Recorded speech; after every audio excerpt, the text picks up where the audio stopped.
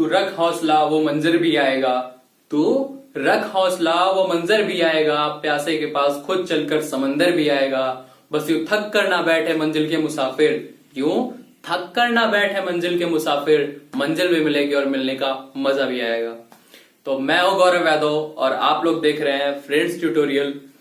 अभी friends tutorial पर आपका वेक्टर का टॉपिक चल रहा है और वेक्टर के टॉपिक में हमने पिछले 2 लेक्चर में वेक्टर के स्टार्टिंग चीजों को कवर किया। पहले लेक्चर में हमने इंट्रोडक्टरी पार्ट कवर किया, दूसरे लेक्चर में हमने कुछ और चीजें कवर की, जिसमें हमने जो लास्ट चीज कवर की थी वो थी एडिशन ऑफ वेक्टर, जहां से मेनली वेक्टर को स्टार्ट करते हैं। ठीक है, तो हमने एडिशन ऑफ वेक्टर का पहला टाइप जो कवर किया वो था बेसिक टाइप, या फिर जिसको हम पॉलीगॉन मेथड भी बोलते हैं एडिशन ऑफ वेक्टर का। ठीक है, जिसमें क्या करते हैं कि टेल टू मतलब जो नेक्स्ट वेक्टर हो उसके टेल को लास्ट वेक्टर के हेड से कनेक्ट करते हैं, फिर ऐसे से करके आगे चले जाते हैं। ठीक है, तो आप पिछले वेक्टर में वो देख लेंगे, आपको बहुत अच्छे से समझ में आ जाएगा। तो अभी हम क्या करने वाले हैं, इसके बाद जो दूसरा मेथड आता है आपका पैरेललोग्राम मेथड, उसको स्टार्ट करने जा रहे हैं वेक्टर एडिशन का, जो कि वेक्टर एडिशन में या फिर आप बोल सकते हैं वेक्टर में बहुत ही इंपॉर्टेंट रोल प्ले करता है, बहुत ही ज्यादा इंपॉर्टेंट रोल प्ले करता है। ठीक है, और इसको हम अच्छे से समझने की कोशिश करेंगे। तो देखते हैं कि क्या कहता है पैरेललोग्राम लॉ हमारा।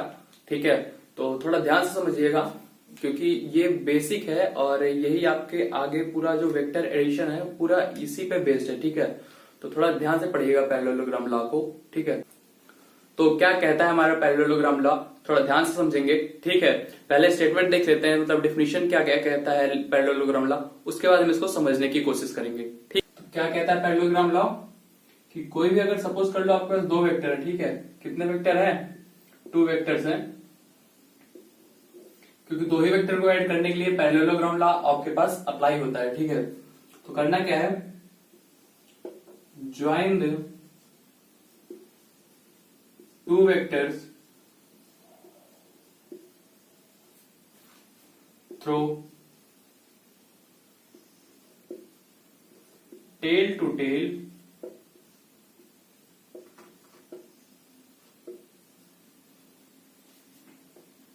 as adjacent sides of parallelogram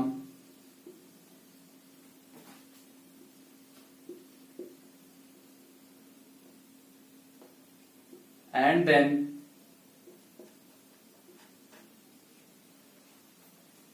complete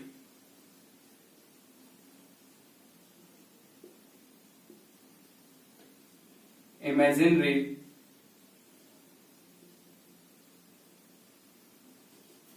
parallelogram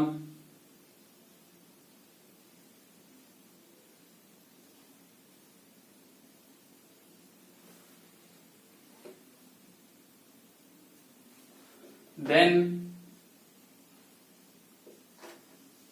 the diagonal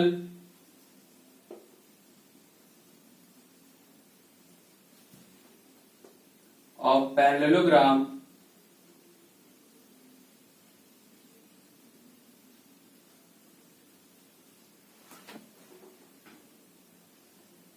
originating from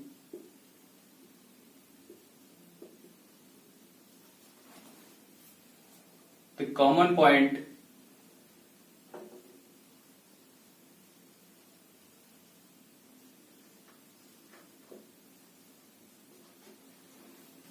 of 2 vectors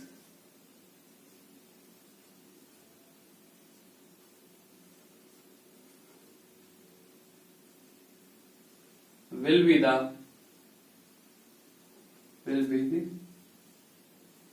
resultant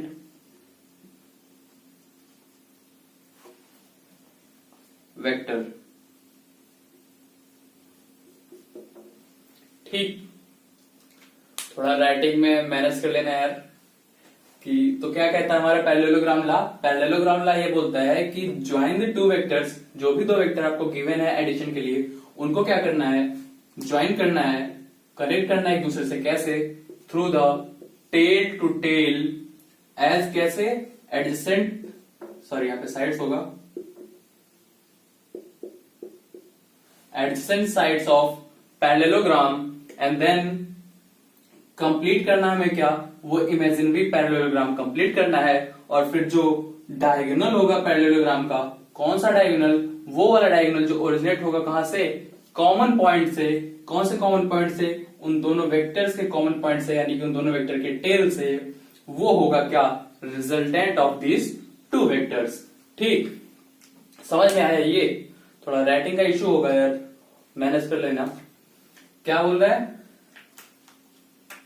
कि कोई भी आपके पास दो वेक्टर हैं, ठीक है, इनको टेल से टेल कनेक्ट करना है। आपको क्या करना है, टेल से टेल कनेक्ट करना है। किस तरीके से, ऐसे कनेक्ट करना है कि ये एक पैरेललोग्राम की एडजेसेंट साइड्स बन के निकले। एक पैरेललोग्राम की एडजेसेंट साइड्स बन के निकले। एडजेसेंट मतलब दो आपस में जुड़ी हुई साइड्स बन के निकले। और फिर क्या करना है हमें, उस इमेजिनरी पैरेललोग्राम को हमें क्या करना है, कंप्लीट करना है। और जब हमारा इमेजिनरी पैरेललोग्राम कंप्लीट हो जाएगा तो उस पैरेललोग्राम की, यानी कि जो इमेजिनरी पैरेललोग्राम होगा, उसका जो डायगोनल होगा वो क्या होगा, हमारा रिजल्टेंट वेक्टर होगा। ठीक है, अब कौन सा डायगोनल होगा हमारा रिजल्टेंट वेक्टर, तो इसको समझने के लिए यहां पे समझना होगा कि वो वाला डायगोनल जो ओरिजिनेट होगा, कहां से ओरिजिनेट होगा, कॉमन पॉइंट से उन दोनों वेक्टर के। ठीक है, जो उन दोनों वेक्टर के कॉमन पॉइंट से ओरिजिनेट होगा, वही वाला जो डायगोनल होगा वो क्या होगा, वो होगा क्या, रिजल्टेंट होगा। ठीक, इतनी बात समझ में आ गई आपको कि कोई भी दो वेक्टर हो, सपोज कर लो आपके पास ये दो वेक्टर हैं, ठीक है, तो करना क्या है, इन दोनों वेक्टर को, ये सपोज कर लीजिए जो कैप वाला पोर्शन ये हेड पोर्शन है, ये इसका टेल वाला पोर्शन है। ठीक, ये पोर्शन इसका टेल वाला, ये हेड पोर्शन। ठीक है, अब करना क्या है इस लॉ के अकॉर्डिंग कि कोई भी दो वेक्टर हो उनको टेल टू टेल पहले तो कनेक्ट करना हमें। चलो कनेक्ट कर दिया। अब करना क्या है, ये दो साइड तो हो गई, कैसे कनेक्ट करना है, एज ए एडजेसेंट साइड होनी चाहिए। ठीक है, किसी भी पैरेललोग्राम की जो एडजेसेंट साइड होंगी उनके अकॉर्डिंग इन दोनों वेक्टर को टेल टू टेल आप कनेक्ट कर दीजिए। ठीक है, और फिर करना क्या है, ये जो इमेजिनरी पैरेललोग्राम हमारा बन रहा है उसको कंप्लीट आउट करेंगे। ठीक है, ये एक इमेजिनरी पैरेललोग्राम बन के आ रहा है। ठीक, अब होगा क्या कि जो इनका ये वाला डायगोनल होगा, ये जो ये tail to tail common point से ओरिजिनेट हो रहा है, ठीक है, ये होगा रिजल्टेंट वेक्टर। ठीक, वेक्टर, एक वेक्टर ये हो गया, एक वेक्टर ये हो गया, इन दोनों को हमने टेल टू टेल कनेक्ट कर दिया। और जो फिर ये डायगोनल आएगा इन पैरेललोग्राम का, वो होगा इनका रिजल्टेंट वेक्टर। ठीक बात, ठीक है। अब इसको एग्जांपल से समझते हैं और बेहतरीन तरीके से समझ में आएगा। ठीक, तो आई होप कि आपने ये नोट कर लिया होगा। अभी इसको हम हटा देते हैं। ठीक है,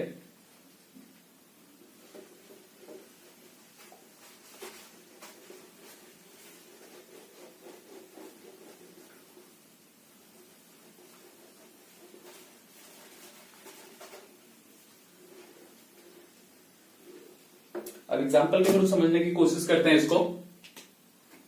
सपोज करो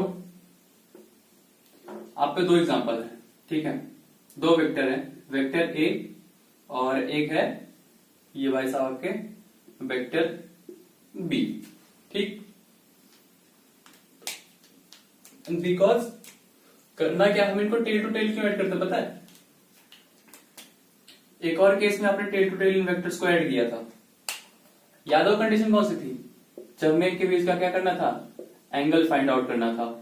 ठीक है, जब किसी भी दो वेक्टर के बीच में एंगल फाइंड आउट करना होता है तब भी हम क्या करते हैं, उनको टेल टू टेल या फिर हेड टू हेड क्या कर देते हैं, कनेक्ट कर देते हैं, ज्वाइन कर देते हैं। ठीक है, तब भी हमें मिल जाता है क्या, उनके बीच का एंगल। और क्योंकि पैरेललोग्राम लॉ में भी क्या यूज होने वाला है, आपका एंगल का यूज बहुत ही बेहतरीन तरीके से होने वाला है। ठीक है, क्या होने वाला है, एंगल का यूज बहुत ही बेहतरीन और जबरदस्त तरीके से होने वाला है। इसी कारण से क्या होता है कि यहाँ पे भी जो एडिशन होता है, जब इनको ज्वाइन करते हैं दोनों वेक्टर को, तो टेल टू टेल ही करते हैं। ठीक है, तो अगर आप देखो तो वेक्टर ए कर लिया आपने, पैरेलल शिफ्टिंग कर ली, कोई दिक्कत वाली बात नहीं है, नहीं, आई होप आपको याद होगी पैरेलल शिफ्टिंग। ठीक है, इसको यहां से लाके यहां पे पटका,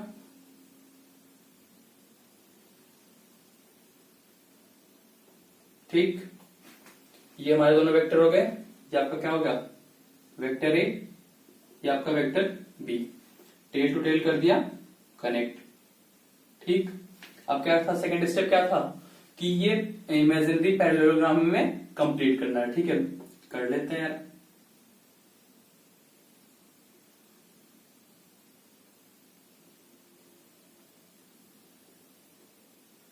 ये आपका इमेजिनरी पैरेललोग्राम कंप्लीट हो गया। ठीक है, ये जो साइड होगी इसकी लेंथ उतनी ही होगी जितनी इतनी होती है। ठीक है, पैरेललोग्राम की प्रॉपर्टीज मुझे उम्मीद है आपको पता होगी। ठीक, एंड देन फिर डायगोनल की बात आती है। तो ये वाला जो डायगोनल आपका बन के आ रहा है, ये वाला, ये जो कॉमन टेल पॉइंट से ओरिजिनेट हो रहा है डायगोनल ना, ये वाला डायगोनल जो होगा यही तो होगा आपका रिजल्टेंट, यही तो होगा आपका रिजल्टेंट यार। ठीक है, अब इनके बीच में एंगल कितना है, तो हम इसलिए कह सकते हैं कि ये जो बन रहा है एंगल, यही इनके बीच का एंगल। क्यों? क्योंकि ये दोनों के वेक्टर क्या है, टेल टू टेल कनेक्टेड है। ठीक है, तो इनके बीच का एंगल कितना आ गया, थीटा आ गया। कितना आ गया, थीटा आ गया। ठीक है, तो अब एग्जाम में आप वो तो करने वाले नहीं हो कि स्केल लेके इसको मेजर करोगे, फिर इसको मेजर करोगे, फिर इसको परफेक्टली एंगल बनाओगे, फिर ये मेजर आउट करोगे। तो ये सब तो सीन वहां पे क्रिएट नहीं होने वाले। ठीक, इसके लिए क्या करना है हमें, इसके लिए हमें यूज करना है फॉर्मूला। ठीक है, एक फॉर्मूला होता है, तो रिजल्टेंट का फॉर्मूला क्या होता है कि vector R is equals to root under A square magnitude, only magnitude, plus का बी स्क्वायर, वेक्टर बी के मैग्नीट्यूड का स्क्वायर, प्लस का 2ab कॉस थीटा। ठीक है, और क्या यार, A magnitude of vector A, magnitude of vector A, ये भाई साहब क्या है, magnitude of vector B,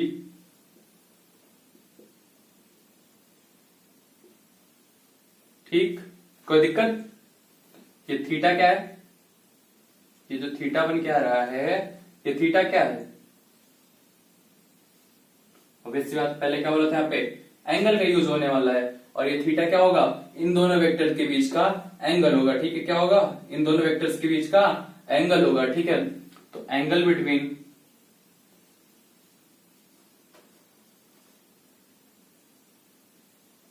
vector A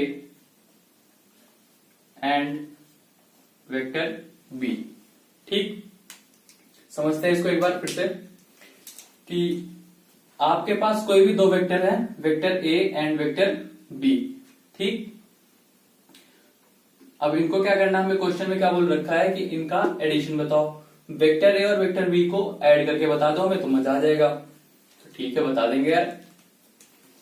तो लॉ क्या बोलता है, लॉ बोलता है कि कोई भी दो वेक्टर हो उनको टेल टू टेल कनेक्ट करना है। कैसे कनेक्ट करना है, ऐसे कनेक्ट करना है ताकि वो किसी भी एक पैरेललोग्राम की एडजेसेंट साइड बन जाए। ठीक है, तो ठीक है, टेल उठा के लाया, वेक्टर ए को यहाँ पे रखा, ये इस वेक्टर बी को उठा के यहाँ पे पटक दिया। ठीक, दोनों को टेल टू टेल कनेक्ट कर दिया, कोई बात नहीं, बढ़िया। इनके बीच में टेल टू टेल कनेक्ट करते ही क्या मिल जाएगा, हमें एक एंगल मिल जाएगा, उस एंगल का नाम होगा यहाँ पे थीटा नाम रख दिया। ठीक है, फिर उसके बाद क्या कहता है हमारा लॉ, उसके बाद लॉ कहता है कि फिर वो जो इमेजिनरी आपका पैरेललोग्राम बन रहा है उसको आप कंप्लीट आउट कीजिए। हमने कंप्लीट कर दिया। उसके बाद क्या बोलता है कि जो डायगोनल होगा ना, कौन सा डायगोनल, जो इस कॉमन टेल पॉइंट से निकलता है वेक्टर ए और वेक्टर बी के, वो जो डायगोनल होगा ना पैरेललोग्राम का, वही तो होगा रिजल्टेंट वेक्टर, वही तो होगा रिजल्टेंट वेक्टर। ठीक है, अच्छी बात है। अब इसको हम स्केल से तो मेजर नहीं करने वाले, क्योंकि एग्जाम में स्केल स्केल तो लेके नहीं जाना है। एग्जाम में क्या करना है, हमें ये फॉर्मूला याद रखना है। ठीक है, तो ये फॉर्मूला अगर हम देखें, इसको यहां से हटा देते हैं।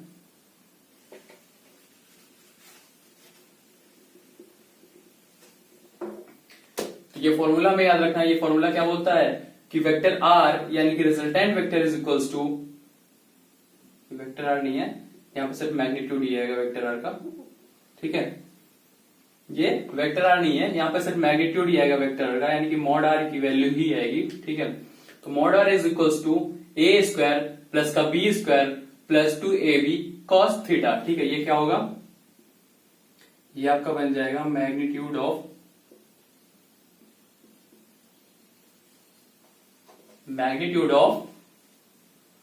वेक्टर आर, बोले तो रिजल्टेंट का जो वेक्टर अपना आता है।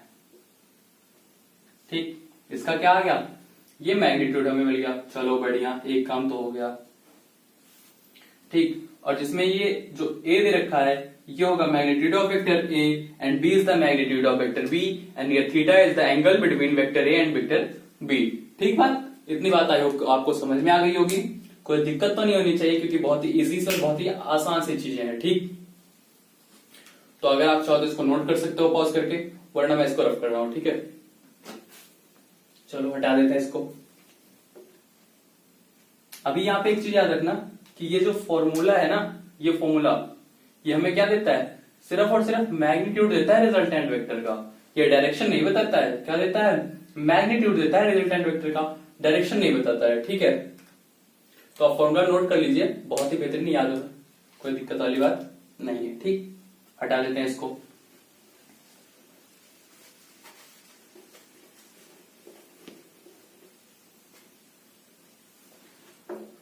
अच्छा एक चीज, ये क्या है, एक वेक्टर है हमारा, वेक्टर है, दो कंपोनेंट,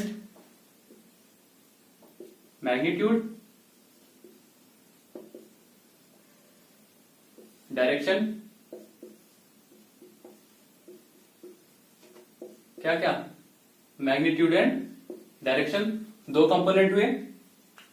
जो फॉर्मूला हमारा निकल के आया था क्या, mod of R vector R equal to, या फिर आप लिख सकते हो इसको सिर्फ R is equals to root under A square plus का बी स्क्वायर प्लस का 2a बी कॉस का थीटा। ठीक, ये क्या देता है आपको, ये तो सिर्फ आपको मैग्नीट्यूड ही तो दे रहा है बिना वेक्टर आर का। क्या दे रहा है आपको, ये दे रहा है आपको इस वेक्टर आर का मैग्नीट्यूड वाला पोर्शन तो मिल गया।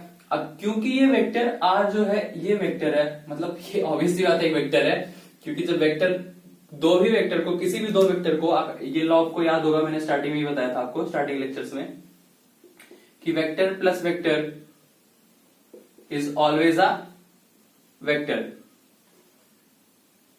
ठीक, ये चीज तो आपको आई होप याद ही होगी कि vector plus vector is always a vector. ठीक है, तो ये भी वेक्टर ये भी वेक्टर, इन दोनों को जब आपने ऐड किया तो आपके पास एक नया वेक्टर आया जिसको आपने रिजल्टेंट वेक्टर बोला। ठीक है, अब ये जो रिजल्टेंट वेक्टर होगा इसके पास एक तो मैग्नीट्यूड होगा, एक होगा आपके पास डायरेक्शन। अब मैग्नीट्यूड तो हमने फॉर्मूले से फाइंड कर लिया इस वाले, अभी हमें इसका डायरेक्शन पता करना है। ठीक है, तो क्या है, कौन सा डायरेक्शन है सर, ये वाला डायरेक्शन, ना कैसा डायरेक्शन है, इसको हटाते हैं। ठीक है, अच्छा डायरेक्शन पता करने का या फिर डायरेक्शन बताने का जो सबसे बेस्ट मेथड होता है पता क्या है, किसी एक फिक्स्ड पोजीशन से ना उसका आप एंगल बता दो उस चीज का। किसी भी, जैसे किसी भी चीज की अगर हमें डायरेक्शन बतानी है तो करना क्या होता है पता है, किसी भी एक फिक्स्ड प्लेस से, सपोज कर लो आपको किसी चीज को कोई ऐसे हवा में उड़ रहा है। ठीक है, सपोज कर लो कोई चीज ऐसे हवा में है। ठीक है, अब हमें बताना है कि ये जो चीज है ना, मतलब सपोज कर लो ये पड़ा हुआ, ये किस डायरेक्शन में हमें अगर बताना है तो इसके लिए ना एक बहुत ही बेहतरीन सा मेथड होता है। क्या पता है, इसका किसी फिक्स एक्सिस से, किसी भी एक फिक्स एक्सिस से वो बता दो कि इसका एंगल कितना है। चलो सपोज कर लो हमने हॉरिजॉन्टल से इसका एंगल बता दिया। अब हॉरिजॉन्टल से जैसे ही आपने इसका एंगल फाइंड आउट करके बता दिया, वैसे ही आपने इसकी डायरेक्शन कंफर्म बता दी, एकदम एक्यूरेट वाली डायरेक्शन, एकदम से एग्जैक्ट डायरेक्शन आपने इसकी बता दी। ठीक, मजा आया इसमें, मजे वाली कौन सी बात थी यार, फ्री का मजा आ गया। कोई बात नहीं, कोई बात नहीं, अभी डायरेक्शन फाइंड आउट करना है। ठीक है, मैग्नीट्यूड वाला सीन तो सॉल्व हो गया, कोई बात नहीं। अच्छा चलो हम इसकी डायरेक्शन बताते हैं। क्या करेंगे, किसी भी एक से, चाहे ए से चाहे बी से, सॉरी चाहे ए से चाहे बी से, इसका क्या कर देंगे, एंगल बता देंगे। चलो ए से बताते हैं। ठीक है, डायरेक्शन कहां से बताएंगे, विद रिस्पेक्ट टू वेक्टर। ठीक है, चलो बता देते हैं, कोई दिक्कत वाली बात नहीं यार। ये क्या आपका, सपोज कर लो ये जो एंगल है ये अल्फा है। ठीक, और आपके पास एक एंगल ये है, ये बीटा है। मतलब ये सर कि जो वेक्टर आर है ये वेक्टर ए से अल्फा एंगल बना रहा है, और जो वेक्टर आर है ये वेक्टर बी से बीटा एंगल बना रहा है। ठीक, अब अगर हमें अल्फा की आइदर बीटा की डायरेक्शन पता चल जाए तो ये जो वेक्टर आर है इसकी सर जो अल्फा है और बीटा है इनकी वैल्यू अगर पता चल जाए तो जो वेक्टर आर है ना इसकी डायरेक्शन तो बहुत ही इजीली पता चल जाएगी क्योंकि वही तो इसकी डायरेक्शन होगी मित्र। तो फाइंड आउट कर लेते हैं। बहुत ही इजी सा और सरल सा फॉर्मूला है, आपको बहुत ही आसानी से समझ में आ जाएगा। ठीक, ध्यान से देखिएगा।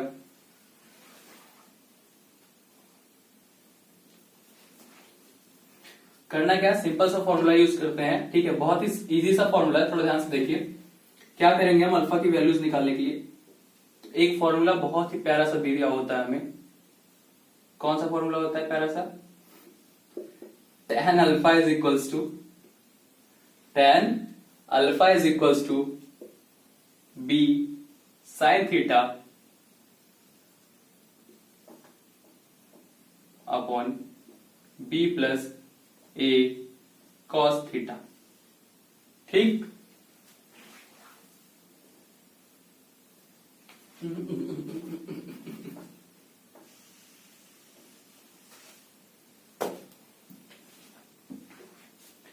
tan of alpha is equals to b sin theta divided by a plus b का cos थीटा। ठीक, tan alpha is equals to b sin theta divided by a plus b का cos थीटा। ठीक, ये आपका formula होगा जब alpha यानी कि विद रिस्पेक्ट टू ए इस वेक्टर आर की डायरेक्शन बताना चाहे तो ये जो वेक्टर आर है इसकी जब हम डायरेक्शन ए के रिस्पेक्ट में बताएंगे, अल्फा बताएंगे, अल्फा क्या है तो हम इस फॉर्मूले का यूज करेंगे। tan alpha is equal to B sine theta plus का divided by A plus B का कॉस थीटा। ठीक, समझ में आई बात? कोई प्रॉब्लम यहां तक? चलो बढ़िया। तो ये फॉर्मूला आप नोट कर सकते हो, मजेदार फॉर्मूला है। मजा क्या है सर भाई, फॉर्मूला है, देखो पढ़ो। तो ये वेक्टर आ गया आपका रिजल्टेंट वेक्टर, वेक्टर ए और वेक्टर बी को आपने ऐड किया पैरेललोग्राम मेथड से, आपके पास एक रिजल्टेंट वेक्टर बन के आया जो कि वेक्टर आर था। इस वेक्टर आर की डायरेक्शन क्या थी, उस पहले तो हमें इसका मैग्नीट्यूड फाइंड आउट करना था क्योंकि ये वेक्टर है तो इसके दो पोर्शन होंगे, एक मैग्नीट्यूड वाला पार्ट होगा, एक आपका डायरेक्शन वाला पार्ट होगा। ठीक, अब मैग्नीट्यूड वाला पार्ट क्या बोलता है कि vector R is equal to A root under A square plus का B square plus 2ab cos theta, जहां पे a है magnitude of vector a and b is the magnitude of vector b and theta is the angle between vector a and वेक्टर b। ठीक, अब क्या था, direction पता करनी थी। डायरेक्शन पता करने के लिए सबसे बेस्ट मेथड क्या होता है, किसी भी एक एक्सिस से, चाहे आप हॉरिजॉन्टल से, परपेंडिकुलर से, कहीं से भी कोई एक फिक्स एक्सिस जो नॉन फिक्स एक्सिस होती है वहां से अगर आप इसका एंगल बता दो किसी भी चीज का ना तो आप एकदम परफेक्ट डायरेक्शन बता रहे हो। ठीक है, सिंपल सी बात है, क्या करना है हमें कि वेक्टर आर का वेक्टर ए के रिस्पेक्ट में क्या बता देते हैं, एंगल बता देते हैं, तो अपना काम हो जाएगा। ठीक है, बता देते हैं। तो एंगल क्या, अगर हम सपोज कर लेते हैं क्या है कि एंगल जो है वेक्टर आर वेक्टर ए से क्या बना रहा है, अल्फा का बना रहा है, तो tan alpha is equal to क्या हो जाएगा, b sin theta divided by a plus b का cos थीटा। अब भैया कोई जिद्दी मिल गया हमको, सर हम तो बीटा से बताएंगे, भैया हम बीटा से बताएंगे कि b के रिस्पेक्ट में इस r का एंगल क्या है, तो ठीक है बीटा ही बता देते हैं। इसका दो तरीका है, इसके दो तरीके हैं। एक तो आपके पास ये है tan beta is equals to tan beta equals to क्या था, b sin theta upon a plus b cos theta. ठीक है, आपकी बारे में क्या ले रहे हैं, बीटा, तो क्या हो जाएगा a cos theta divided by b plus a cos theta. अरे यार sorry a sin theta divided by b plus a का cos थीटा। ठीक, चलो इसको भी गोले में बंद कर लेते हैं। बोला तो नहीं है सर ये भैया, ये तो आपने चौकोर सा बना दिया कुछ कुछ। कोई बात नहीं, किसी में बंद कर लो यार। ठीक, tan बीटा इक्वल टू क्या हो गया, a sin theta divided by b plus a का cos थीटा। ठीक, ये इतनी बात समझ में आ गई आपको। एक और तरीका है बीटा फाइंड आउट करने के लिए। अगर आपने tan अल्फा फाइंड आउट कर ही लिया है, मतलब आपने अल्फा को फाइंड आउट कर ही लिया है, तो बहुत इजी सा चीज है। क्या क्या इजी है, ये पूरा एंगल कितना है, थीटा, ये कितना पूरा थीटा। ठीक, अब थीटा में से अगर अल्फा अपन माइनस कर देंगे तो अपने पास क्या बच के आएगा, बीटा बच के आएगा। कोई दिक्कत नहीं, तो बिंदास लिखते हैं ना कि थीटा इज इक्वल टू, आप लिख सकते हो क्या, अल्फा प्लस का beta. So beta is equal to क्या आपके पास आ जाएगा, थीटा माइनस का अल्फा। ठीक, चाहो तो आप ये भी एक डब्बे में बंद कर सकते हो।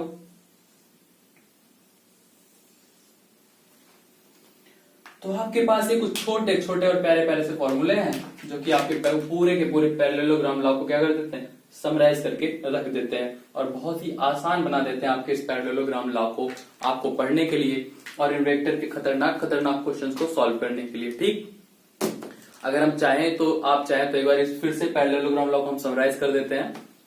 पैरेललोग्राम लॉ कहता है क्या है, कोई भी दो vector, vector A vector B है, इन दोनों वेक्टर को ऐड करके हमें रिजल्टेंट वेक्टर आर बताना है। सिंपल सा फंडा है, कोई टेंशन वाली बात नहीं। इन दोनों वेक्टर को आप टेल टू टेल ऐड कर देंगे और फिर पैरेललोग्राम कंप्लीट करेंगे एक, और उस पैरेललोग्राम का जो डायगोनल होगा, वो वाला डायगोनल जो इस कॉमन टेल, इन वेक्टर्स के कॉमन टेल पॉइंट से ओरिजिनेट होगा, वो आपका वेक्टर आर यानी कि रिजल्टेंट वेक्टर होगा, जो कि इन दोनों के एडिशन के इक्वल होगा। ठीक है, अब क्योंकि वेक्टर आर क्या है, एक वेक्टर है, रिजल्टेंट क्या है, एक वेक्टर है, तो ये दो चीजें देता है आपको, मैग्नीट्यूड और क्या देता है आपको, डायरेक्शन देता है। ठीक है, तो मैग्नीट्यूड वाला फंडा जो है इस फॉर्मूले से आपका क्लियर हो जाएगा। कौन सा फॉर्मूला है, R is equal to, sorry, magnitude of R is equal to A square plus vector R is equal to root under A square plus का B square plus 2ab cos theta. ठीक है, जहां पे theta जो है इन दोनों के बीच का एंगल है, वेक्टर ए और वेक्टर बी के बीच का एंगल है। ठीक है, और ये जो डायरेक्शन है, अभी मैग्नीट्यूड तो सीन क्लियर हो गया इधर का, अब इधर का सीन आपको क्लियर करना है। ठीक है, तो क्या करना है, किसी भी एक वेक्टर, चाहे वेक्टर ए और या फिर वेक्टर बी के रिस्पेक्ट में आप क्या बता दो, इसका एंगल बता दो, तो आपका डायरेक्शन वाला भी फंडा क्लियर हो जाएगा। करना क्या है, डायरेक्शन बता देते हैं। चलो, तो यहाँ पे आप देख रहे हो कि जो ये वेक्टर आर है, ये वेक्टर ए के साथ क्या बना रहा है, अल्फा एंगल, और वेक्टर बी के साथ क्या बना रहा है, बीटा एंगल। चाहे हम अल्फा के रिस्पेक्ट में बताते, चाहे बीटा के रिस्पेक्ट में कोई भी एक एंगल बता दो, तो आप आर वेक्टर यानी कि वेक्टर आर की या फिर रिजल्टेंट वेक्टर का क्या बता दोगे, डायरेक्शन बता दोगे। तो tan अल्फा इक्वल टू आप क्या फाइंड आउट करते हो, tan अल्फा इक्वल टू यहां से निकल के आता है कि b sin theta divided by a plus B का cos थीटा। वहीं पे अगर कोई जिद्दी बंदा है, बोलेगा नहीं हमको बीटा भी बताना है, तो ठीक, आप बीटा भी बता दो खुशी खुशी। तो tan beta is equal to a sin theta upon b plus a का cos थीटा, या फिर थोड़ा आप दिमाग ज्यादा लगाते हो तो आपका बीटा इज इक्वल टू आ जाएगा थीटा माइनस अल्फा। ठीक है, ये तब केस में आएगा, उस केस में जब आपने अल्फा पहले से क्या कर रखा होगा, फाइंड आउट कर रखा होगा। तो आप इन चीजों को नोट कर लीजिए और थोड़ा ध्यान से समझ लीजिए। ठीक,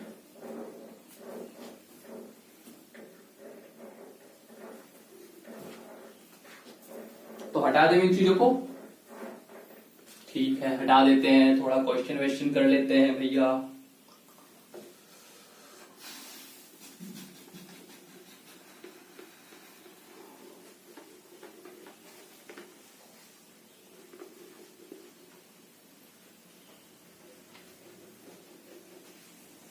अच्छे से साफ कर लेते हैं इसको। ये एंगल क्यों लिख रखा था यहाँ पे, पता है, याद है ना, क्योंकि पैरेललोग्राम लॉ में क्या यूज होता है, बहुत ही जबरदस्त तरीके से एंगल का यूज होता है। ठीक है, और इसीलिए हम क्या कर देते हैं, पैरेललोग्राम लॉ में जो दोनों वेक्टर होते हैं उनको टेल टू टेल कनेक्ट करते हैं, क्योंकि टेल टू टेल कनेक्ट करने पे उनके बीच का एग्जैक्ट एंगल क्या होता है, मिल जाता है। ठीक, चलिए बढ़िया, यहां पे समझते हैं थोड़ा सा। पहले फॉर्मूला एक बार लिख लेते हैं जो इसमें दोनों यूज होने वाले अपने, फिर क्वेश्चन को करेंगे। ठीक है, तो फॉर्मूला क्या है आपके पास कि vector, sorry, mod of R is equals to A square plus का B square plus 2ab cos theta. tan alpha is equal to b cos theta. अरे यार बार बार गड़बड़ हो जाता है यहाँ पे।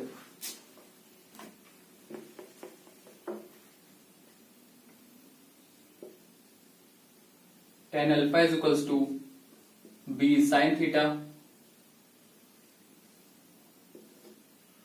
साथ में a plus b cos theta.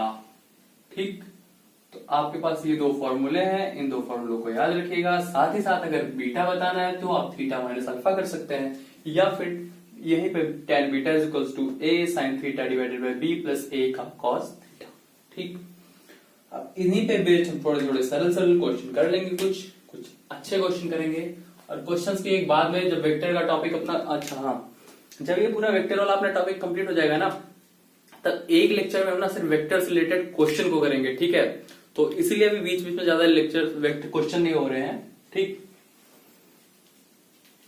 बाकी आप लोग प्रैक्टिस करते रहिए क्वेश्चन का। प्यारा सा अच्छा सा क्वेश्चन करेंगे हम यहाँ पे।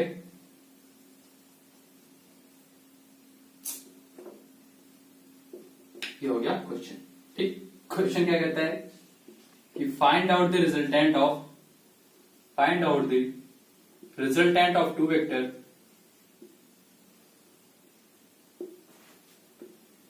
of two vectors। ठीक है, कौन कौन से दो वेक्टर का? एक का आपको दे रखा है कि वेक्टर ए, जिसकी वैल्यू आपको दे रखी है 3 यूनिट। दूसरी आपको दे रखी है वेक्टर बी, जिसकी वैल्यू आपको दे रखी है 4 यूनिट्स। ठीक, बड़ी बढ़िया बात है। और एक चीज चाहिए होता है हमें वेक्टर एडिशन के लिए, क्या चाहिए होता है? एंगल चाहिए होता है। एंगल को हम किससे रिप्रेजेंट कर रहे हैं? थीटा से रिप्रेजेंट कर रहे हैं। तो हमें बोल रहा है कि थीटा इक्वल टू, आपने यहाँ पे भैया 90 डिग्री मान लिया है।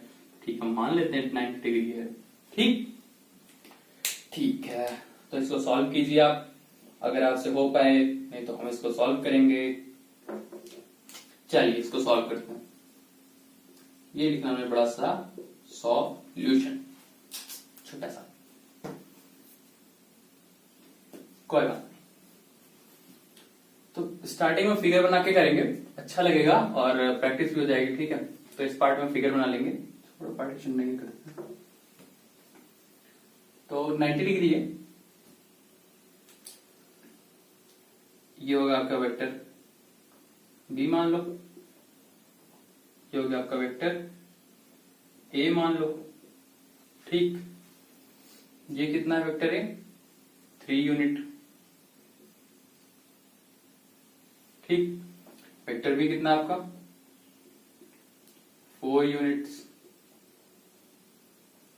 ठीक है, वेक्टर ए कितना है? 3 यूनिट है। वेक्टर बी कितना आपका? 4 यूनिट है। ठीक है, आपने क्या किया? टेल टू टेल पहले दोनों वेक्टर को क्या किया? रूल याद रखना है, रूल नहीं भूलना है। पहले क्या करना है? टेल टू टेल कनेक्ट करना है। ठीक, फर्स्ट रूल क्या कहता है? पहले टेल टू टेल आप उनको कनेक्ट कर दो, कनेक्ट कर दिया। फिर क्या कहता है कि आप पैरेललोग्राम को क्या कर लो? कंप्लीट कर लो इमेजिनरी। चलो हमने कंप्लीट कर लिया पैरेललोग्राम को। फिर क्या कहता है कि जो डायगोनल है उनकी कॉमन टेल पॉइंट से। ठीक है, हमने कॉमन टेल पॉइंट पे एक डायगोनल भी कर लिया।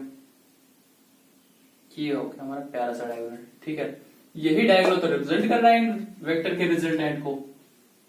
क्या बात कर रहे हैं, यही आ गया रिजल्टेंट। इतना सरल सा? हाँ भैया, इतना ही सरल है। ये हो गया इनके बीच का एंगल, जो कि कितना दे रखा है आपका? 90 डिग्री। ठीक है, चलिए फॉर्मूला अप्लाई करते हैं। कौन से पेन से कर लें? फॉर्मूला अप्लाई करते हैं। फॉर्मूला क्या कहता है हमारा?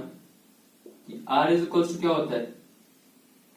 ए square plus B square plus 2ab cos theta.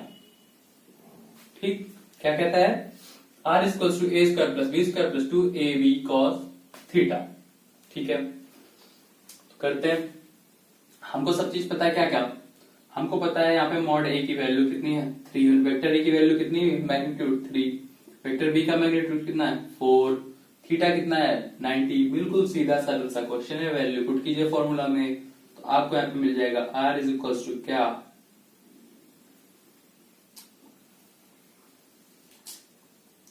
ए स्क्वायर यानी कि 3 का स्क्वायर, बी स्क्वायर यानी कि 4 का स्क्वायर, साथ ही आप लिखेंगे क्या 2, फिर क्या लिखेंगे 3, फिर लिखेंगे हम 4, फिर cos थीटा की वैल्यू पुट करेंगे तो आपको पता ही होगा cos 90 इज इक्वल टू कितना होता है, क्या पुट करेंगे यहाँ पे cos 90। ठीक, अब क्योंकि आपको पता ही होगा कि cos 90 की जो वैल्यू होती है वो कितनी होती है, इन भाई साहब की जो वैल्यू होती है कितनी होती है 0। अब इसको 0 होते ही ये पूरा टर्म क्या हुआ आपका 0, ये जो पूरा आपका टर्म है यहां से लेके यहां तक का कितना हो गया 0। क्यों, क्योंकि cos 90 की वैल्यू कितनी होती है 0। ठीक है, तो हम क्या करते हैं, ये 0 हो गया तो इसको क्या करेंगे यहां से हटा देंगे। ठीक, रहने देते हैं, कोई दिक्कत नहीं है, स्पेस की कम की वजह से हटा रहा था। तो r इज इक्वल टू क्या है यहाँ पे root under 3 square plus 4 square, जिसे हम क्या लिख सकते हैं रूट अंडर 9 प्लस का 16। आगे इसे अगर हम फॉरवर्ड करें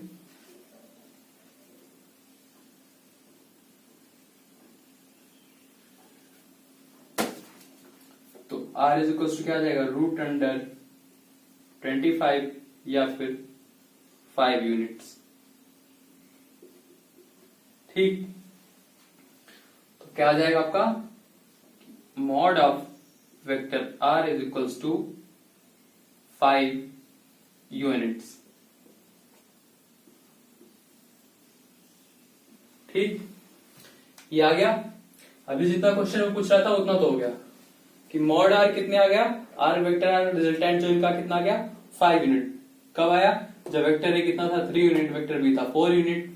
हमको क्या दे रखा था थीटा दे रखा था, यानी कि इन दोनों के बीच का एंगल दे रखा था। हमने सिंपली क्या किया, पैरेललोग्राम लॉ को हम भूले नहीं, उस चीज को याद रखा। याद रखा तो क्या किया, याद रख के किया क्या हमने, बहुत अच्छा काम किया है। क्या, सिंपली एक ही काम किया क्या कि इन दोनों को टेल टू टेल क्या कर दिया, ज्वाइन कर दिया। एंगल कितना बन रहा था 90 डिग्री, हमने थीटा नोट कर लिया यहाँ से, फिर पैरेललोग्राम को कंप्लीट किया। ये वाला डायगोनल था, वही वेक्टर आर रिप्रेजेंट कर रहा था। ये तो हो गया पैरेलल, ये तो हो गया फिगर वाला सीन। अब सिंपली अगर डायरेक्ट करना है, एग्जाम में आया वेक्टर आर का फॉर्मूला आपको याद होना चाहिए। वेक्टर आर का फॉर्मूला सीधे मैग्नीट्यूड ऑफ आर का फॉर्मूला आपने उठाया, R is equal to A square plus B square plus 2ab cos theta. यहाँ पे यहाँ से फटाफट वैल्यूज पुट की। यहाँ पे आपको देख रहे हो कि वेक्टर ए का मैग्नीट्यूड कितना दे रखा है 3 यूनिट, और वेक्टर बी का मैग्नीट्यूड कितना दे रखा है 4 यूनिट। चलो भाई, हमने वैल्यू रखी 3 स्क्वायर प्लस 4 स्क्वायर प्लस 2, ए की जगह पे 3, बी की जगह पे 4, कॉस की जगह कॉस, थीटा की जगह हमने रखा 90। अब क्योंकि कॉस थीटा 90 की वैल्यू जो होती है 0 होती है, तो इसका 0 होती है। ये पूरा टर्म कितना हो गया, इसके पहले वाला इधर वाला 0। हमारे पास बचा क्या finally, r is equal to root under 3 का स्क्वायर प्लस 4 का square is equal to 9 plus 16 is equal to root under 25 is equal to 5 unit. मतलब क्या है, आपका आ गया vector r is equal to क्या 5 यूनिट, मतलब इसका सिर्फ मैग्नीट्यूड। ठीक है, तो इतना आप नोट करो, फिर हम एंगल भी फाइंड आउट कर सकते हो आप। सिंपली क्या करना है आपको, tan थीटा का फॉर्मूला यहाँ पे लगाना है, सॉरी tan अल्फा का। अल्फा जो आएगा क्या आएगा, अल्फा जो आएगा आपका ये वैल्यू आएगी, ये वाली है, ये एंगल आएगा। अगर आपको बेसिक्स याद हो मैथ्स की तो आप पे tan अल्फा इक्वल टू क्या निकल के आएगा, tan अल्फा इक्वल टू हमारा फॉर्मूला वहां पे देखते रहिए, डायरेक्ट वैल्यू पुट करेंगे वहां पे। b sin थीटा, b की वैल्यू क्या है 4, साथ में क्या है sin 90 डिग्री, a की वैल्यू क्या है 3 प्लस का b cos थीटा, तो cos थीटा प्लस का b cos थीटा, तो b की वैल्यू क्या पुट करेंगे यहाँ पे 4 multiplied by cos theta cos 90। तो आपको यहाँ पे क्या मिलेगा, tan अल्फा इक्वल्स टू, ये पूरा टर्म हो गया जीरो क्योंकि cos 90 जीरो, तो ये पूरा टर्म जीरो। आपको sin 90 इक्वल्स क्या होता है, 1 होता है, तो ये हो जाएगा क्या, 4 इंटू 1 डिवाइडेड बाई 3 आ जाएगा 4/। इस चीज को यहाँ पे देखेंगे तो आपका आ जाएगा tan alpha is equals to 4/3, या फिर alpha is equals to tan inverse 4/3। ठीक, ये आपका एंगल आ गया, यानी कि दोनों एस्पेक्ट आपके क्लियर हो गए। ठीक है, तो वेक्टर मॉड आर कितना आया था, मॉड आर आपका आया था 5 यूनिट, एंगल कितना आ गया, alpha equal to tan inverse 4/3। ठीक, चीजें क्लियर हो गई आपकी। ठीक है, आप इसको नोट कर लीजिए, फिर हम इसको रफ करके आगे बढ़ते हैं फटाफट। अब हम लोग क्या पढ़ने जा रहे हैं, सब्ट्रैक्शन ऑफ वेक्टर पढ़ने जा रहे हैं, जो कि लगभग एडिशन ऑफ वेक्टर होता है, बस थोड़ा सा चेंज है। थोड़ा ध्यान से समझिएगा ना, मजे से आपको समझ में आ जाएगा। ठीक,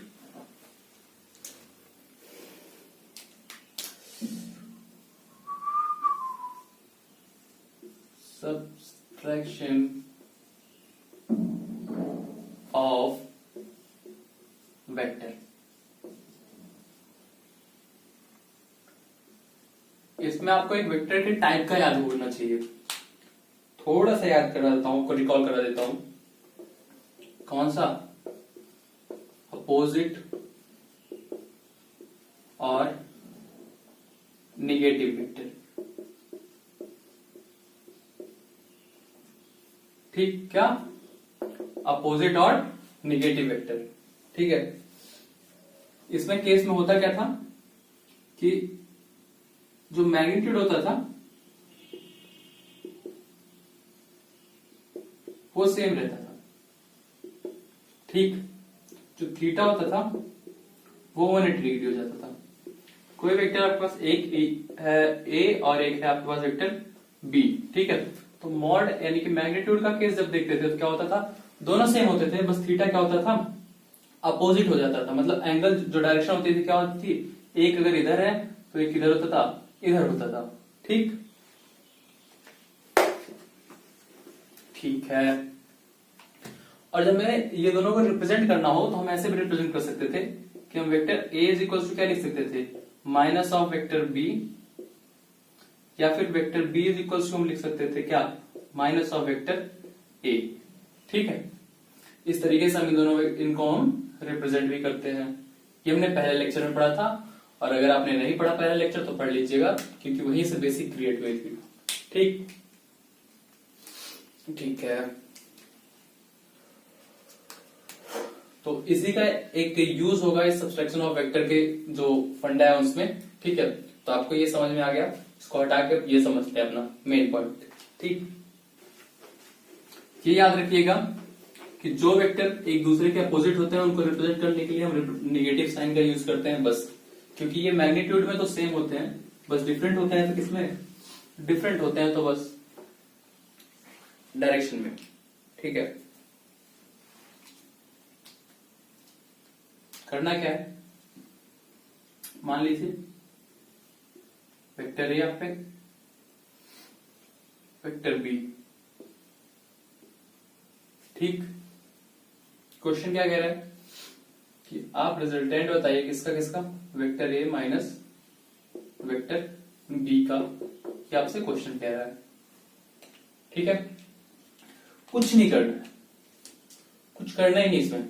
बोल क्या आपसे कि vector A minus vector B आपको बताना है। ठीक है, यहां पे फॉलो हम पैरेललोग्राम लॉ को ही करेंगे। ठीक है, तो पैरेललोग्राम लॉ में एक चीज तो याद रखना था, टेल टू टेल ही करना है, तो वो चीज भूलनी ही नहीं हमको। ठीक है, कर लेते हैं।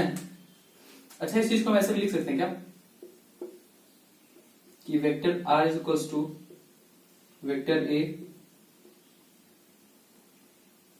Plus minus of vector B. लिख सकते हैं कि नहीं लिख सकते, लिख सकते हैं ना, मतलब माइनस अंदर लेंगे, इधर प्लस लगा दिया। अब जब माइनस बाहर आएगा तो यही सीन बिल्कुल एज इट इज लिख के आ जाएगा। ये लिख सकते हैं, तो है क्या ये, आप देख रहे हो यहाँ पे कि जो vector A minus vector B है, एक्चुअली में वो है क्या, वेक्टर ए और निगेटिव ऑफ वेक्टर बी का एडिशन है यार।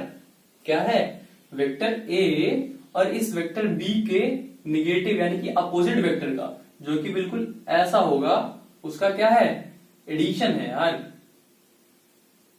क्या है, एडिशन है। क्या है, क्या है, एडिशन है।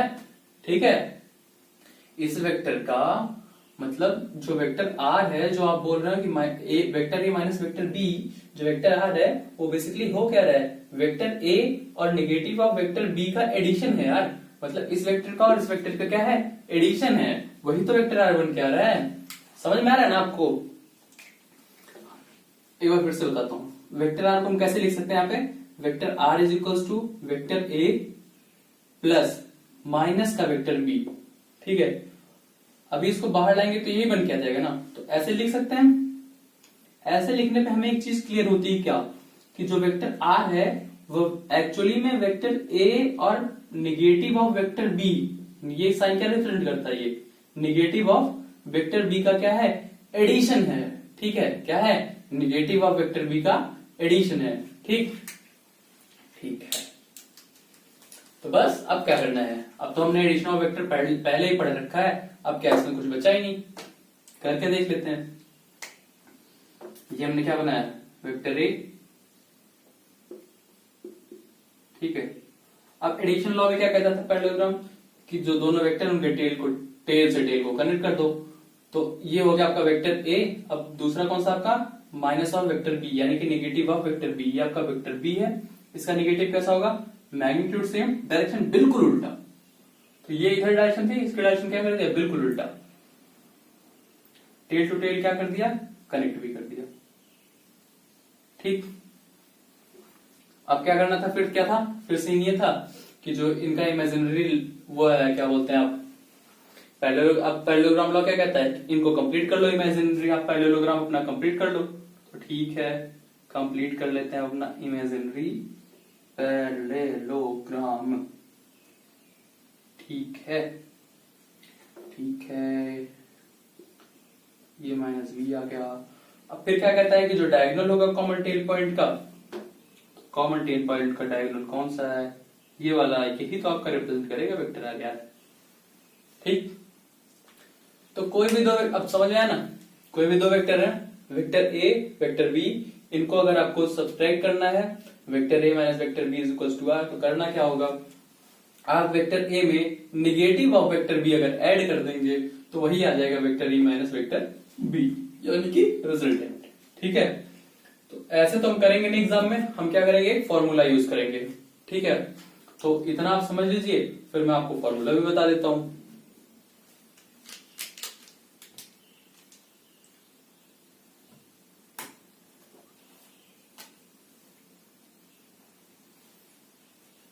भैया फॉर्मूला से कहता है कि मॉड ऑफ आर वेक्टर जो होगा वो होगा, क्योंकि निगेटिव ऑफ वेक्टर भी आपने लिया है तो क्या करेंगे आप, ए स्क्वायर कर लिया। ठीक है, अब निगेटिव का भी स्क्वायर क्या होता है, पॉजिटिव हो गया, बी स्क्वायर माइनस का 2 AB cos थीटा। ठीक, क्या आया, vector mod of vector R, mod of vector आएगा A square plus B square minus का 2AB cos थीटा। ठीक है, ठीक, इतना समझ में आ गया। थीटा क्या आएगा, थीटा ये एंगल होगा आपका वेक्टर ए और माइनस वेक्टर बी के बीच में, वेक्टर ए और माइनस वेक्टर बी के बीच में, यानी कि निगेटिव ऑफ वेक्टर बी के बीच का जो एंगल होगा वो यहाँ पे थीटा के फॉर्म में पुट कर दिया जाएगा। ठीक है, तो ये आपको समझ में आ गया होगा। सब्सट्रैक्शन ऑफ वेक्टर कोई बड़ा टॉपिक नहीं है, बेसिकली एडिशन ऑफ वेक्टर के फॉर्म में ही आप देख सकते हो कैसे, बस जो वेक्टर हमें सब्सट्रैक्ट करना है उसका नेगेटिव वेक्टर आप दूसरे वेक्टर में क्या कर दो, ऐड कर दो, तो आपका सब्सट्रैक्शन ऑफ वेक्टर हो जाएगा। यहाँ पे भी आपका पैरेललोग्राम लॉ ही फॉलो होता है। कौन सा लॉ, वही अपना प्यारा सा पैरेललोग्राम वाला लॉ। ठीक, तो आप चाहो तो इसको नोट कर लो, ये आपके पास मेन फॉर्मूला निकल गया था इसका, जो आपको याद ही याद रखना है। क्या करना है आपको, याद ही रखना है। ठीक है, तो ये आपका सब्सट्रैक्शन ऑफ वेक्टर हो गया। आपने अभी भी पैरेललोग्राम का एडिशन लॉ पढ़ लिया। अब कुछ छोटी छोटी पॉइंट है इनके बारे में जो फटाफट से देख लेते हैं, ठीक है। बहुत ही इंपॉर्टेंट पॉइंट है, आप इसको नोट कर लीजिए। मैं आपको फटाफट उन पॉइंट के बारे में बताता हूं, ठीक।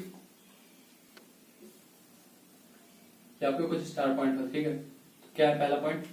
पहला पॉइंट ये है कि आप पे वेक्टर ए प्लस का वेक्टर बी का जो मैग्नीट्यूड है वो इक्वल है vector A minus vector B के मैग्नीट्यूड के, ठीक।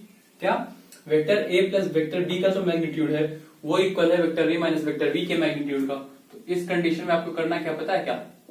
थीटा बताइए भाई साहब क्या है। वो कौन से एंगल पे दोनों वेक्टर को रखा जाए, वो कौन सा एंगल होगा इन दोनों वेक्टर के बीच में, जब vector A plus vector B का magnitude vector A minus vector B के मैग्नीट्यूड के इक्वल होगा, ठीक है। तो कोई टेंशन वाली बात नहीं है, मजे से सॉल्व करेंगे, आंसर आ जाएगा, ठीक है। बस बेसिक बेसिक चीज को आप फॉलो करते रहिए। करना क्या है, आप कीजिए फाइंड आउट, मैं बताता हूं, ठीक है। उसके बाद चलिए करते हैं। कैसे करेंगे? इसका फॉर्मूला लगाते हैं। आर इक्वल टू क्या होता है? A square plus B square plus 2ab cos theta, ठीक, इक्वल्स टू, इसको हटा ही देते यार,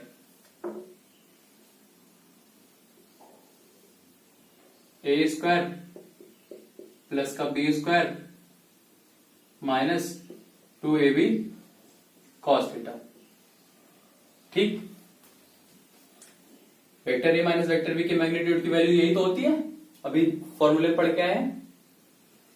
और vector A plus vector B के मैग्नीट्यूड की वैल्यू ये होती है, ठीक। तो अब करना क्या अपने को? करना ये है कि दोनों साइड से स्क्वायर रूट डाल लेते हैं। चलिए दोनों साइड से स्क्वायर रूट डाल लिया, तो आपका A square plus B square plus 2ab cos theta, ठीक, इक्वल में क्या है आपके ए स्क्वायर प्लस का B square minus 2ab cos theta, ठीक है। अब यहां पे आपको साफ साफ दिख रहा है क्या होगा? वही होगा जो मंजूरे खुदा होगा ना भाई, तेरी किस्मत पे भी डिपेंड करेगा वो। ए स्क्वायर तुम्हारी हार्ड वर्क पे भी डिपेंड करता है कि क्या होगा तुम्हारे साथ। A square cancel, B square cancel out हो जाएगा। अब आपके पास बच के क्या आएगा? 2ab cos theta is equals to minus 2ab cos theta, ठीक।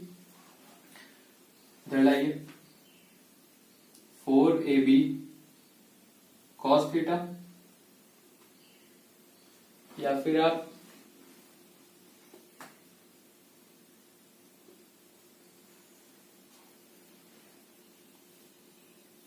ठीक है, क्या आएगा आपका? 4ab cos थीटा आ जाएगा, ठीक है। अब क्योंकि वेक्टर ए और वेक्टर बी की कुछ तो वैल्यू है, क्वेश्चन में एक चीज और मेंशन कर रखा होगा कि vector A is not equal to 0, vector B is not equal to 0, ठीक। ऑब्वियस बात है, कोई ना कोई वेक्टर होंगे यार, ठीक है। अब क्या कह रहा है कि 4ab cos थीटा क्या है? 0 है, ठीक। ये तो अपना कांस्टेंट है, ये तो 0 होने से रहा, ये तो 0 नहीं हो रहा। और क्योंकि वेक्टर ए का जो मैग्नीट्यूड है इसके पास भी कुछ चीजें हैं, तो ये भी 0 नहीं होगा। वेक्टर बी का जो मैग्नीट्यूड है ये भी 0 नहीं होगा। तो बचा क्या अपने पास 0 करने के लिए? cos थीटा, क्योंकि इस पूरे की वैल्यू 0 आ रही है, तो बचा क्या 0 करने के लिए? cos थीटा, ठीक है भाई। तो फाइनली अपने पास क्या निकल के आया? cos थीटा इक्वल टू 0, मतलब थीटा की वैल्यू क्या आई? किस वैल्यू के लिए cos थीटा 0 होती है? π/2 यानी कि 90 डिग्री, ठीक। ये हमारा आ गया। तो ये कंडीशन याद रखिएगा कि जब वेक्टर ए और वेक्टर बी के जो vector A plus vector B का magnitude vector A minus vector B के मैग्नीट्यूड के इक्वल होगा, उस टाइम जो थीटा की वैल्यू होगी वो क्या होगी पता है? 90 डिग्री। इन दोनों के बीच का जो एंगल होगा कितना होगा? 90 डिग्री होगा, वही एक कंडीशन होगी जब ये आपका इंपॉर्टेंट पॉइंट, यानी कि ये जो कंडीशन होगी ये आएगी। ठीक है, तो आप इसको नोट कर लीजिए, फिर हम आपको एक और इंपॉर्टेंट कंडीशन बताते हैं। हटाए इसको।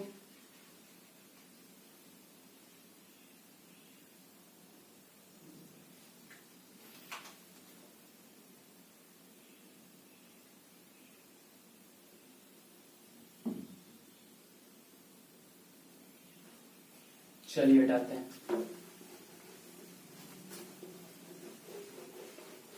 यूनिट वेक्टर का फंडा तो याद ही होगा आपको। यूनिट वेक्टर में क्या होता है कि जो मैग्नीट्यूड होता है वो 1 होता है और एक डायरेक्शन उनमें प्रेजेंट होती है। ठीक ठीक है भैया। तो अपने पास जो नेक्स्ट पॉइंट आ रहा है वो ये आ रहा है कि दो वेक्टर हैं, दो यूनिट वेक्टर है। ठीक है, एक वेक्टर ए और एक वेक्टर बी। इन दोनों वेक्टर का जो एडिशन है, एडिशन करने के बाद रिजल्टेंट वेक्टर आ रहा है आर। ये क्या है? यूनिट वेक्टर है। ठीक, ये क्या है? यूनिट वेक्टर है। ये भी क्या बन के आ रहा है? एक यूनिट वेक्टर। ठीक है, vector A plus vector B is equal to resultant vector R. तो हमारा टॉपिक क्या कह रहा है, क्वेश्चन क्या कह रहा है, बात ये बोल रहा है कि वेक्टर ए और वेक्टर बी दोनों एक यूनिट वेक्टर है। इनका एडिशन करने पर जो रिजल्टेंट आ रहा है वो भी एक यूनिट वेक्टर आ रहा है। तो आप यहाँ पे फटाफट से अगर थीटा की वैल्यू बता दें तो गजब का मजा आ जाएगा। ठीक है, बता देंगे। बताइए क्या होगी। चलिए मैं सॉल्व करके दिखाता हूं क्या होगी। अच्छा, यूनिट वेक्टर के केस में आपको ये तो पता होगा कि मैग्नीट्यूड क्या होता है? 1 होता है। तो आप यहां लिख सकते हो कि mod of vector A equals to mod of vector B equals to mod of vector R is 1। ठीक,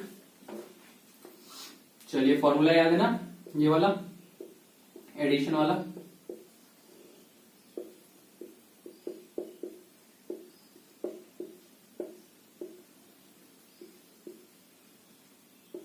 ठीक, चलिए इस फॉर्मूले में फटाफट से वैल्यू पुट करते हैं। तो क्या बोलता है, इसका स्क्वायर कर लेते हैं। ठीक, दोनों साइड पहले स्क्वायर कर लेते हैं हम। तो हमारे पास, या फिर रहने देते हैं, सिंपली करते हैं। 1 is equal to root under 1 का स्क्वायर प्लस 1 का स्क्वायर। ए की वैल्यू क्या है? 1 है। बी की वैल्यू क्या है? 1 है। क्यों? क्योंकि दोनों यूनिट वेक्टर है। Plus 2 into 1 into 1 into cos theta. अब थीटा तो फाइंड करनी है यार, तो कॉस थीटा स्क्वायर के दोनों साइड 1 स्क्वायर 1 ही होता है, तो फिर भी लिख लेते हैं। यहां पे क्या है? 1 स्क्वायर इज इक्वल टू 1, ये भी 1 1 1 2 2 प्लस ये भी 2 ही हो जाएगा, 2 कॉस थीटा। ठीक, ये भी 1 हो जाएगा, ये 1 ही रह जाएगा। ठीक है, 2 को इधर लाएंगे, क्या आएगा? 2 cos theta is equal to 1 minus 2 cos theta is equal to क्या आएगा? माइनस का 1 cos theta is equal to minus का 1/2। ठीक, अब थीटा की कौन सी वैल्यू के लिए, थीटा की कौन सी वैल्यू के लिए जो वैल्यू आती है कॉस थीटा की वो -1/2 आती है। तो कई सारी वैल्यूज होती हैं थीटा की, कई सारी वैल्यूज होती है, लेकिन हम वो वैल्यू लेंगे जो एंगल कौन सा लेते हैं हम वेक्टर के केस में, 0 डिग्री और 180 डिग्री के बीच वाली। इन दोनों के बीच में जो थीटा लाई करता है वही हम यहाँ पे लेंगे। तो कौन सा थीटा लाई करता है इन दोनों के बीच में? वो लाई करता है 120 डिग्री। ठीक है, या फिर 2π/36 3 बार। ठीक है, cos theta is equal to -1/2 आ गया, तो थीटा इज इक्वल टू क्या आ जाएगा? 120 डिग्री या फिर 2π/3। ये आपका कंडीशन निकल के आएगा। ठीक है, तो आप इसको नोट कर लीजिए।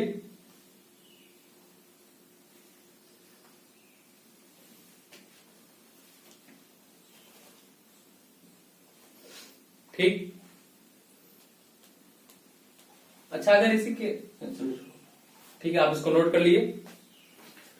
तो आज के लेक्चर में बस इतना ही। आपको यहाँ पे पैरेललोग्राम लॉ हमने समझाया, आपको हमने समझाया कि सब्सट्रैक्शन ऑफ वेक्टर कैसे करते हैं। थोड़े दोनों इजी टॉपिक थे, लेकिन पैरेललोग्राम लॉ जो था वो बहुत ही इंपॉर्टेंट टॉपिक था। तो आई होप आपने उसे बहुत ही मजे से पढ़ा होगा, बहुत ही मजे लेकर बहुत ही ध्यान से पढ़ा होगा, और आपको पैरेललोग्राम लॉ समझ में भी अच्छे से आया होगा। तो आज के लेक्चर में बस इतना ही, बाकी मिलते हैं आपसे अगले लेक्चर में। तब तक के लिए पढ़ते रहिए। Thanks to all of you.